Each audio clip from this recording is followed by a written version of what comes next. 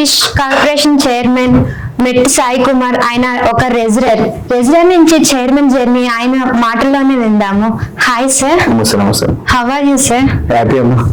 So మీరు first wrestler కదా sir, so మీకు పొలిటికల్ రావాలని ఎట్లా థాట్ వచ్చింది సార్? అంటే ఇప్పుడు మా కుటుంబం నేపథ్యం అంతా హైదరాబాద్ పాత బస్సీ వ్యవహారాల్లో మేమందరం కలిసి, అంటే మా తాత మా ముత్తాతల నుంచి నాన్నగారు అందరూ కుస్తీపోటీ క్రీడాకారులను స్పోర్ట్స్ మెన్ గా ప్రతిరోజు మా వాతావరణం అదే ఉంటుండే. కానీ హైదరాబాద్ నగరంలో పేరు మోసిన కుటుంబాల్లో మేము కూడా ఒక మంచి వ్యవహారం చేసేవాళ్ళము. మా కుటుంబం, మా నాన్నగారు కానివ్వండి, మా తాతగారు కానివ్వండి. కానీ కొన్ని పరిణామాలు నన్ను ఈ వేదిక వరకు తీసుకొచ్చే విధంగా అయినాయి. అందులో ముఖ్యంగా అంటే చాలా హైదరాబాద్ లో ఒక పేరు మోసిన మంచి రెజ్లర్ ఆయన. అంటే ఆయన మన పేరు సంపాదించలేము, చేయలేము కూడా. ఆయన కూడా ఒక పొలిటికల్ నాయకుడిని వెంబడి ఉండడం, ఆయన రాగానే ఆయనకు పెద్దగా రెస్పెక్ట్ చేయడం వల్ల నాకు కొంచెం అనిపించింది. అంటే మనం ఎంచుకున్న దారి ఇది ఒక ఎత్తు ఉంటే దీనికైనా ఇంకో దారి ఉంది, ఆ దారి రాజకీయం పొలిటికల్ చెప్పి ఆ సమయం నిర్మించుకున్నాము. అది 2007 సంవత్సరంలో. ఓకే, 2007 నుంచి కంటిన్యూగా, అంటే ఇది అనుకున్నది ఇది కావాలి. మనకున్నటువంటి క్రీడా వ్యవస్థను మనం దూరం పెట్టి రాజకీయ వ్యవస్థకు మనం ఎట్లైనా హక్కు చేర్చుకోవాలి, అందులో మనం భాగం కావాలనే ఉద్దేశంతో మరి 2009లో యువజన కాంగ్రెస్ చేయడం, అదేవిధంగా 2011 నుంచి క్రియాశీల రాజకీయాల్లో ముందుకు రావడం, అప్పటి నుంచి ఇదే చేస్తున్నాము. అంటే కొంతమందికి అంటున్నారండి, మన ఒక చిన్న సంఘటనలో మార్పు అనేది నాకు అట్లనే ఒక సంఘటన నా ముందు అయింది. అదే నాకు మేలుకొల్పుగా, అదే నాకు ఒక టర్నింగ్ పాయింట్ గా అప్పటి నుంచి నాకు ఏ సమయంలో అయింది. అప్పటి నుంచి ఈ వరకు నేను ఒకటే తపన, రాజకీయంగా నాయకుడిగా ఎదగాలి, అన్నిట్లో నేను బాగుండాలి, నా పేరు రాజకీయంగా ప్రముఖంగా నిలబడాలని చెప్పి ప్రతి తపన పడుతుంటాను. అది నాకు చాలా ఇష్టము. ఈసారి కూడా కాంగ్రెస్ పార్టీ కార్యకర్తగా నేను పనిచేసి, యువజన కాంగ్రెస్ కార్యకర్తగా నేను ఎదిగి అధ్యక్షునిగా, అదేవిధంగా కాంగ్రెస్ పార్టీ యొక్క విభాగానికి చైర్మన్ కాంగ్రెస్ చైర్మన్ పనిచేయడం, అదేవిధంగా నా పనితీరుని పెంచి కార్యకర్తగా గుర్తించిన ముఖ్యమంత్రి రేవంత్ రెడ్డి గారు నా రాష్ట్ర స్థాయి కార్పొరేషన్ చైర్మన్ అనేది ఆ కాంగ్రెస్ పార్టీ ద్వారా సాధ్యమైంది. రేవంత్ రెడ్డి గారు ఒక పడుదల వ్యక్తిగా, కాంగ్రెస్ పార్టీని అధికారించిన వ్యక్తిగా, ఒక శక్తిగా ఉన్నప్పుడు ఆయనకు ఒక కార్యకర్తగా కుటుంబంతో పనిచేయడం వల్ల నన్ను గుర్తించి ఒక రాష్ట్ర స్థాయి చైర్మన్ అంటే ఒక కాంగ్రెస్ పార్టీ కార్యకర్తకు, ఒక బడుగు బలహీన వర్గాల నాయకుడిని ఒక తోడు నీడగా ఉండడం జరిగింది రేవంత్ రెడ్డి గారు. అదే పరిచయం, అదే వ్యవహారం వల్ల ఇప్పుడు మెట్టి సాయి కుమార్ అనే వ్యక్తి రాష్ట్ర స్థాయి చైర్మన్ గా ఒక ప్రముఖ రాజకీయ నాయకులు జరగడం అది కేవలం కాంగ్రెస్ పార్టీ సాధ్యమైంది, అది రేవంత్ రెడ్డి గారు సాధ్యమైంది. ఓకే సార్, మీరు రెజ్లర్ కదా, సో మీ డాడీ వాళ్ళు ఎంకరేజ్ చేశారా మీరు పొలిటికల్ లో వెళ్తానంటే? అంటే అప్పటికి నాన్నగారికి కొన్ని విషయాలు నేను దాచిపెట్టేది, కానీ మాకు మా అమ్మగారితో నాకు ఎక్కువ ప్రోత్సాహం ఉండేది. మా అమ్మగారు, మా చెల్లెలు, మా ఫ్యామిలీ అందరూ నాకు ప్రోత్సాహం చేసేది. నాకు నాన్నగారికి ఎక్కువ రెజ్లింగ్ కాబట్టి ఆయనకు రెజ్లింగ్ ఇష్టం ఉంటుండే, కానీ నేను చెప్పకపోయేది పొలిటికల్ విషయంలో. కానీ నా ఇష్ట ప్రకారంగా అమ్మకు చెప్పేసి, అమ్మ ద్వారా కొంచెం వ్యవహారం చేసి ఖర్చులు కొన్ని డబ్బులు తీసుకోవడం, రాజకీయం చేయడం వల్ల ఇప్పుడు మెట్టి సాయి కుమార్ చూడలేదు. ఓకే సార్, మీ డాడీకి తెలిసిన తర్వాత మీ డాడీ ఏమన్నారు? నాన్నగారికి అప్పుడు నేను రాజకీయంగా ఉన్నప్పుడు ఆయన తెలియదు విషయం. అప్పటికి ఆయన కొంచెం అంటే మన ఇది ఆరోగ్యపరమైన సమస్యల వల్ల ఆయనకు కొన్ని విషయాలు తెలియకపోవడం జరిగింది. కానీ 2014లో ఆయన చనిపోవడం జరిగింది. ఆ తర్వాత మళ్ళీ కంటిన్యూగా నేను పోరాటంగా ముందుకెళ్ళడం, రాజకీయం చేయడం అనేది ఒక హాబీ పెట్టుకున్నామ్మా. అంటే సాధించాలంటే శక్తి కావాలి, తపన కావాలి, దాని తగ్గట్టు తోడు కావాలి, అండదండలు కావాలి. అది ఉంటుంది, కానీ మనం ఈ స్థాయికి ఎదగలేము. అది ఎక్కడ కానీ, ఈవెన్ పొలిటికల్ కానివ్వండి, ఈవెన్ డాక్టర్లు కానివ్వండి, ఏ డిపార్ట్మెంట్ కానీ మనం ఎదగాలంటే మన తపన దానికి ఉండాలి. ఆ తపన చేయకపోవడం వల్ల ఓన్లీ నేను ఇంత పని చేశాను ఏమైనా వస్తుందని కాదు, దాని తగ్గట్టు మన రిజల్ట్ మాకు తెలుసుకోవాలి. ప్రతిరోజు మనం దాన్ని గ్రేడ్ చేసుకోవాలి. ఈరోజు ఇంత పని చేసినా నాకు ఎవరు నన్ను గుర్తించు, నేను ఇంత గుర్తింపు తీసుకున్నాను అని చెప్పి. చాలా మటుకు అందరూ పనిచేస్తారు, చేసిన తర్వాత కూడా ఆశించరు, కొంతమంది ఆశించి కూడా ఎక్కువ ఆశిస్తారు. నేను నా ఉద్దేశం అంటే మన స్థాయికి తగ్గట్టు మనం పనిచేయాలి, దాని తగ్గట్టు మనం వ్యవహరించాలి. లేకపోతే ఏదో ఇప్పుడు నేను ఇంత పని చేసినా కాబట్టి నాకు ఇవ్వాలని ఉండదు. ఒక్కోసారి అనుకున్నాక ఎక్కువ ఫలితం రావచ్చు, కానీ మన ఫలితాన్ని ఆశించి పనిచేస్తుండాలి. ఆటోమేటిక్ గా మన సమయం వస్తుంది, మన బలహీన వర్గాల సమీకరణలు వస్తాయి. ఆ సమయానికి ఈ నాయకుడిని మనం ఎంచుకోవాలని చెప్పి ఆ నాయకత్వాన్ని అప్పటికి మనం పొందుపరుచుకుండాలి. ఏదో మనం ఏదో నేనున్నాను నాకే ఇవ్వాలని ఉండదు. నీకు ఇవ్వాలంటే అర్హత నీకు ఉండాల్సిందే. చాలా మంది ఐపీఎస్ ఉంటారు కానీ కమిషనర్ ఒకడవుతాడు. అంతే కదా సార్. కాబట్టి మనం చేసే పని అనేది మనమే ఉంటుంది. మనం చేసే తర్వాత దానికి అదృష్టం తోడు కావాలి, ఇక కొంతమంది సహకారం ఉండాలి. అందరి సహకారం ఉంది, అందరి వ్యవస్థ బట్టి మీరు నన్ను ఇంటర్వ్యూ చేస్తున్నారు చైర్మన్ గా, లేకపోతే నన్ను పట్టించుకొని చెప్పాలి. ఎందుకు పట్టించుకోరు అంతే అంతే. ఇప్పుడు అట్లా మీడియా వారికి మేము తెలవాలంటే మాకు స్థాయి ఉండాలి, ఒక వ్యవహారం ఉండాలి. మీరు మనం గుర్తించాలి. మేము గుర్తించాలంటే మేము అప్పటికి ఆ స్థాయి ఉండాలి. లేకపోతే అంటే జనరల్ చాలా మంది నెట్ శాఖ చాలా మంది ఉన్నారు పేరు, కానీ ఫిషరీ చైర్మన్ అనే వ్యక్తిని మేము ఇంటర్వ్యూ చేస్తున్నాము. ఆ నెట్ శాఖ దానికి ఒక ప్రత్యేక స్థైల్ వస్తుంది. అది కావాలంటే అది ఒక్క రోజులో వచ్చే వ్యవస్థ కాదు. దానికి కృషి, పట్టుదల, తపస్సు లాంటి వ్యవస్థలు చేయాలా, రాజకీయ వ్యవస్థ తపస్సు చేయాలా, ప్రతిరోజు సమయాన్ని కేటాయించాలి. అది ఏదో మన టైంపాస్ గా మనము పొద్దున చేసినాము సాయంత్రం, రాజకీయం అనేది ఎప్పుడు చేయాలి. అవును సార్, 2007 నుంచి స్టార్ట్ చేశారు. గ్రాఫ్ అనేది పెరుగుతుంది కదా సార్. 2007 నుంచి 11 దాకా నాది ఒక చిన్న జర్నీ అమ్మ,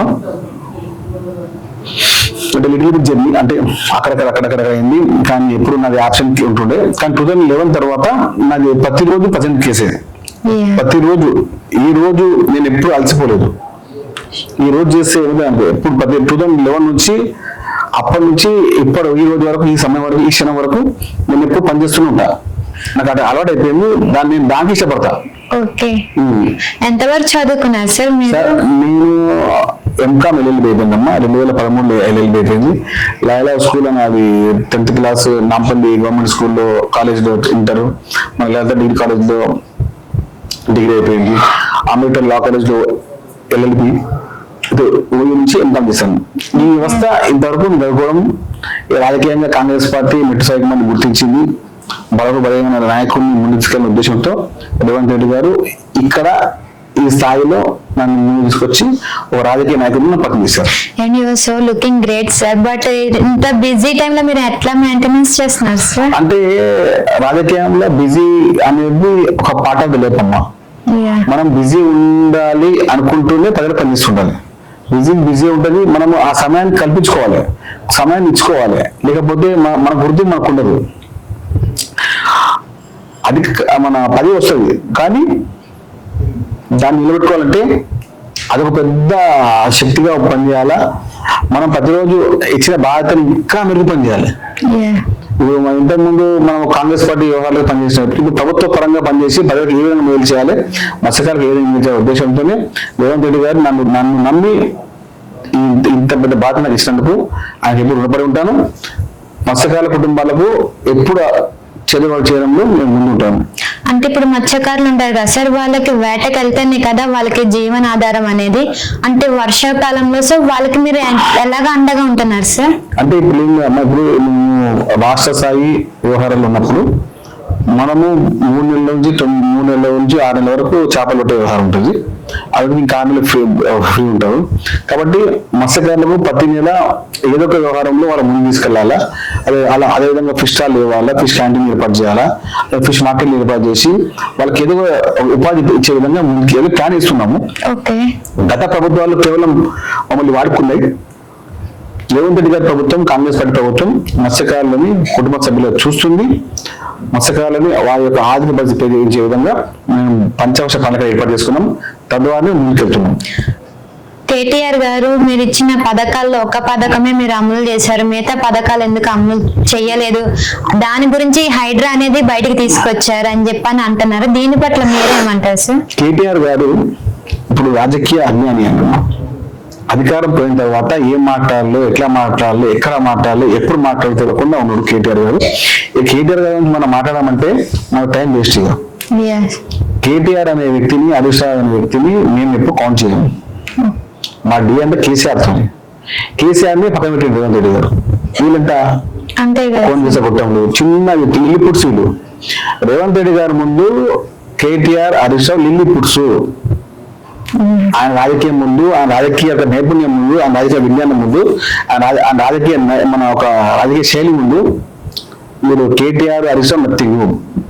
కేసీఆర్ అన్నటువంటి పెద్ద నాయకుడు అనుకున్నాను పక్కన భారతీయ నాయకుడు ఆయననే పక్కబెట్టిండు. కేటీఆర్ పెట్టి నేను రేపు కాబోయే పదాన్ని నేను మహారాష్ట్ర కొట్లాడతాను, ఆంధ్రప్రదేశ్ కొట్లాడతాను, నాకు ఎవరు ఎదురు లేదు అలాంటి వ్యక్తిని తీసి ఇట్లా డస్ట్బిన్ చేసిండు. That is Revanth Reddy. వీళ్ళంటే కేటీఆర్ హరీష్ రావు నిల్లిపుడుచాలు వాళ్ళకి వాళ్ళకు ఎప్పుడు ఏం మాట్లాడని తెలియదు రాజకీయం చేస్తారు వాళ్ళు. వాళ్ళకి ఏమైనా ట్రైనింగ్ రాజకీయం కావాలంటే చెప్పండి, గాంధీలో ఉండండి, చాలా మంది ఉన్నారు వాళ్ళ ట్రైనర్స్ అలా మా దగ్గర ఇచ్చి పంపిస్తాం. వాళ్ళు చిన్న నిల్లిపుడుచు వాళ్ళు, రాజకీయ అజ్ఞానులు, అధికార దర్పంతో అహంకారంతో మాట్లాడే వారి మాటలకి వాళ్ళు మర్చిపోయారనుకుంటా. వాళ్ళ అధికారం వాళ్ళు మర్చిపోయారు, అదే అహంకారంతో మాట్లాడుతున్నారు. మీరు పదవులు మీరు తీసుకొచ్చింది మళ్ళీ తెలంగాణ రాష్ట్ర ప్రజలు మీరు ఎప్పుడైతే తెలంగాణ పదాన్ని చంపే మూట కట్టి బయట పడేసిరో, ఎప్పుడైతే పదాన్ని మీరు ముందే పెట్టిరో, ఎప్పుడైతే మీరు నిరుద్యోగులను ఇబ్బంది పెట్టిరో, ఎప్పుడైతే మీరు అమరవీరులను అవమానపరిచిరో అప్పుడు టీఆర్ఎస్ నాయకుల్ని తెలంగాణ రాష్ట్ర ప్రజలు క్షమించరు. మీరు ఇంకా 20,000 తప్పదు చేసినా కూడా మీరు దగ్గర రానియరు. మీ ముసలి కన్నీళ్ళు, మీ దొంగ నాటకాలు, మీ నక్క చేతుల నాటకాలు తెలంగాణ చూస్తున్నారు. కేటీఆర్ లాంటి అది అహంకారి, కేటీఆర్ అంటే అహంకారి, రాజకీయ నాయకుడు కానీ కాదు. కేటీఆర్ లాంటి అహంకార నాయకుడిని ఎట్లా బుద్ధి చెప్పారో తెలంగాణ సమాజం తెలుసు. అంటే రీసెంట్ గా నల్గొండ నకరేల ఎమ్మెల్యే సార్ చేపల పిల్లల్ని పట్టుకొని తక్కువ చేపలను పంపించారు అని చెప్పని వచ్చింది. దాని పట్ల మీరేమంటారు సార్? పంపించవచ్చు. అది కాదు, ఎవరైతే కాంట్రాక్టర్లు తక్కువ వ్యవహారం చేసి నాకు చేపలు ఇస్తే మేము ఫోరం తీసాం వారిని. ఈ వ్యవస్థల చేపలను చూసేంత ఉందంటే అది కాంగ్రెస్ పార్టీ కదా. మాకు ఉంది, మేము చేపిస్తున్నాము, ఇంటిస్తున్నాము, ఎంత మీరు చూసుకోండి, ఏమో తక్కువ చేస్తాము, నాతో పంపించేసేయండి. ఇంతకుముందు ప్రభుత్వం లాగా ఏ చేపలు చేస్తాం మీరు చూసుకోండి అని కాదు. లెక్క, సాంద్రత, పక్క విలువ అని ఉంటుంది. ప్రతి ఎమ్మెల్యేకు, ప్రతి సర్పంచ్ కి, మున్సిపల్ కౌన్సిలర్ కి, మున్సిపల్ చైర్మన్ కి, అక్కడ డిఎఫ్ఓ అధికారులకు, మండల అధికారులకు, పంచాయతీ అధికారులకు అందరూ వచ్చి అలా భాగమై తప్పు ఉంటే తప్పే. ముఖ్యమంత్రి ఉపమా చెప్పారు రేవంత్ రెడ్డి గారు, మనము విలువ గల సాంద్రత గల చేపలను ఇవ్వాలి. ఏమైనా కాంట్రాక్టర్లు అలాంటి పిచ్చి పిచ్చి లెక్కలు చేస్తే తీసేసి చెప్పారు, రెడ్ మార్క్ ఇస్తాం. రెడ్ మార్క్ డైరెక్ట్ ఎంత పెద్ద వచ్చినా వదిలే సమస్య లేదు. కాంట్రాక్టర్ కూడా కొంతమంది ఇట్లా చేస్తే చెప్పేసాం కుల్లా మీరు వేయాల్సిన 1,00,000 చేపలు ఒక్కొక్క చేప తక్కువ కూడా వదిలేదు. ఆ 1,00,000 చేపలు వేయాలి. 30,000 చేసినారు వచ్చినాయి. మరి తెల్లారి మరి ఎప్పుడు కానీ ఇంకా బ్యాలెన్స్ చేయాల్సిందే. 30,000 వేసిన 1,00,000 చేస్తే సమస్య లేదు. ఇది బీఆర్ ప్రభుత్వం కాదు, లెక్కలు తప్పడానికి ఈ కాంగ్రెస్ పార్టీ ప్రభుత్వము. ఇది మత్స్యకారుల ఆస్తి, ఇది మత్స్యకారుల సొమ్ము. అంతేగా సార్, వారిని అక్కునేసే విధంగా మేము మా పథకం ఉన్నాయి. కాంట్రాక్టర్ని చిల్లర వేషాలు వేస్తే మేము ఓడి వదిలిపెట్టాము. మీరు లాస్ట్ గోషా మహల్ గా పొలిటికల్ గా నుంచున్నారు కదా సార్. సో ఓడిపోవడానికి గల నిల్చోలేదమ్మా, అడిగాను టికెట్, నాకు టికెట్ ఇవ్వలేదు. టికెట్ ఇవ్వనందుకే ముఖ్యమంత్రి రేవంత్ రెడ్డి గారు నాకు టికెట్ రాలేదు అని చెప్పి, ముట్టిసాయి కుమార్కి కార్యకర్తగా అన్ని కాకూడదని చెప్పి నన్ను పిలిచి కాంగ్రెస్ పార్టీ వచ్చిన అధికారం వచ్చిన 100 రోజుల లోపే నన్ను చైర్మన్ పెట్టడం జరిగింది. అది ఆయన ఇచ్చినటువంటి రాజకీయ ఒక అవకాశాన్ని ముట్టిసాయి అనే వ్యక్తి ఎప్పుడు దాన్ని తక్కువ చేసి చూడడు. ఎప్పుడు కూడా ఆయన ఇచ్చిన ప్రతి అవకాశాన్ని నేను చేయాల్సిన ప్రతి పనిని ప్రతిరోజు నేను నెరవేర్చుకుంటాను, గుర్తు చేసుకుంటాను. రేవంత్ రెడ్డి గారు మా లాంటి బడుగు నాయకులని నాయకత్వ లక్ష్యాన్ని కల్పించినాడు. ఆయనకు స్వతహా జన్మతః మా కుటుంబ సభ్యులు కానివ్వండి, మా సమాజం కానివ్వండి ఎప్పుడు రుణపడి ఉంటుంది. ఎందుకంటే ఈ సమాజంలో చాలా మటుకు రాజకీయానికి నేపథ్యం లేదు. మా రాజకీయ నేపథ్యం లేని మా కుటుంబాలన్నీ, మా కులాన్ని, మా వ్యవస్థని రాజస్థాన చైర్మన్ వేయడం అంటే మా కుల గౌరవం కాపాడినందుకు రేవంత్ రెడ్డి గారికి ఎప్పుడు మా కుల పరంగా కానివ్వండి, మా కుటుంబ పరంగా కానివ్వండి, మా వ్యవస్థ పరంగా కానివ్వండి ఎప్పుడైనా రుణపడి ఉంటాం. రాజకీయాల్లో అప్ అండ్ డౌన్ ఉంటాయి కదా సార్. సో మీకు వెనకాల అంటే బ్యాక్ బోన్ గా ఎవరు ఉంటారు మీకు మంచి గానీ చెడు గానీ చెప్పి మిమ్మల్ని ముందుకు పంపించడానికి? కాంగ్రెస్ పార్టీ నాయకత్వం, రాహుల్ గాంధీ గారు ఉన్నారు, మాకు నడిపేకి సోనియా గాంధీ గారు ఉన్నారు. ఆ నాయకత్వం పనిచేస్తున్నాం, వారి పని పనిచేస్తున్నాం. అంటే మీకు సజెషన్ ఇవ్వడానికి నేను గాంధీ భవన్ రాజకీయ వ్యవహారంలో పనిచేసేవాడిని. గాంధీ భవన్ నాకు దేవాలయం, అది అందరికీ తెలిసింది. గాంధీ భవన్ నా దేవాలయం, అక్కడనే రాజకీయం చేశాను. అక్కడ ఆ వ్యవస్థ నాకు అన్ని నేర్పింది. ఓకే కాబట్టి నేను ఏకైక శిష్యుడిగా, కాంగ్రెస్ పార్టీ కార్యకర్తగా, కాంగ్రెస్ పార్టీ కుటుంబ సభ్యులుగా నేను గౌరవపడుతూ ఒకటే, నేను కాంగ్రెస్ పార్టీ కుటుంబ సభ్యుడిని. ఓకే మీ కిడ్స్ ఇప్పుడు నెక్స్ట్ పొలిటికల్ లేకపోతే వాళ్ళు స్పోర్ట్స్ లో? అట్లే ఎవరి రాతమని రాయలేమమ్మా. ఎస్ ఎవరి రాతమ వారు ఏం చేయాలనేది వాళ్ళు చేసుకోవాలి. ఓకే వాళ్ళ మీదే అంతే. నేనేం నేను డిసైడ్ చేసుకున్నా. ఓకే వారు చేయాల్సింది వారు చేసుకోవాలి. ఎవరు ఇంతకుముందు మన అంటారు పిల్లలకి అంటాం కానీ పిల్లలు రాతను ఎవరు ఏడు కూడా ఐఏఎస్ కొడుకు ఐఏఎస్ కావాలి దూరం లేదు. అంతే కదా అంటే మంత్రి కొడుకు మంత్రి కావాలి దూరం లేదు. వారసత్వం అనేది వచ్చినా కూడా ఇచ్చినా కూడా లక్షణాలు కావాలి. నేను లక్షణాలు ఉన్నప్పుడు దాని రాజకీయ లక్షణాలు ప్రజలు గమనిస్తూ ఉంటారు. ఈ వ్యక్తి పని చేయగలుగుతారా, ఈ వ్యక్తి మనం చూసని చెప్పి ఏదో వ్యవహారం చేసిన కూడా ఏదో మాటనే ఉండదు వ్యవహారం. మన లక్షణాలు మనం లేకపోవడం వల్ల, మన లక్షణాలు మనం లేకపోవడం వల్ల మనం ఏమి చేయలేము. అది కొడుకైనా కానీ, కూతురైనా కానీ, ఎవరైనా కానీ. ముఖ్యమంత్రి కొడుకు ముఖ్యమంత్రి కావాలని కూడా లేదు, ఎమ్మెల్యే కొడుకు కానీ కూడా లేదు. రాజకీయం ఎవరైనా కావచ్చు, ఒక వార్డు మెంబర్ ఎమ్మెల్యే కావచ్చు, ఒక కౌన్సిలర్ మంత్రి కావచ్చు. ఏం చదువుతున్నారు సార్ మీ పిల్లలు? పిల్లలు 3rd క్లాస్ 5th క్లాస్ అమ్మా. పాప 5th క్లాస్, బాబు 3rd క్లాస్. మా చిన్న కుటుంబం, చింతలేని కుటుంబం. మా అమ్మ అందరూ, మా అమ్మ కలిసి ఉంటాం. మా అన్నగారు, మేము, మా చెల్లి అందరూ కలిసి ఉంటాం. మేము అన్నవాళ్ళు నా చెల్లెం. పెద్ద కుటుంబం మాది. నాకు తెలుసు ప్రజలకు ఎట్లా సేవ చేయలేదో. మాకు 100 సంవత్సరాల నుంచి మా కుటుంబం పనిచేసింది అట్లా. అదే ఏం పని చేస్తుంది, నేను ఒక్కడు వచ్చిన దాని ముందు అన్ని కార్యక్రమం మా ముందు ఉండేది. మా నాన్నగారు, మా తాతగారు కానివ్వండి కార్యక్రమాలు. వారి యొక్క పేరుని ఎక్కడ కించబడే విధంగా, కాంగ్రెస్ పార్టీ పేరుని ఎప్పుడు పైకి తెచ్చే విధంగా నేను పనిచేస్తుంటా. ఈ రాజకీయాల్లో మీకు అతి పెద్ద తలనొప్పి వచ్చిన విషయం ఏమైనా ఉందా సార్? తలనొప్పి అంటే ఏం లేదమ్మా, ఇప్పుడు పదవి తల్లిపోతుంది. పదవి అనేది కాదు సార్, అంటే ఒక తలనొప్పి అనేది రాజకీయంగా తలనొప్పి అని ఏముండదమ్మా. రాజకీయంగా మన మనసు గట్టిగా ఉండాలి, మన ఆలోచన గట్టిగా ఉండాలి. ఓకే ప్రతిరోజు ఇది యుద్ధం. ఇది ఈ రోజు పాస్ అయినామంటే మళ్ళీ రేపు ఎగ్జామ్, రేపు పరీక్ష. ఎవ్రీడే లెసన్, ఎవ్రీడే ఎగ్జామ్ ఉంటుంది. ఈ రోజు మార్క్స్ ఈ రోజే. బట్ మీరు లెర్నర్ కదా సార్? అంటే అట్లేముండదు అమ్మా. ఇప్పుడు నేను చెప్తాను కదా, ఇప్పుడు నాకు రేవంత్ రెడ్డి గారు ఉన్నారు, నాకు మన హనుమంతరావు గారు నాకు ఉన్నారు, జగ్గిరెడ్డి గారు ఉన్నారు.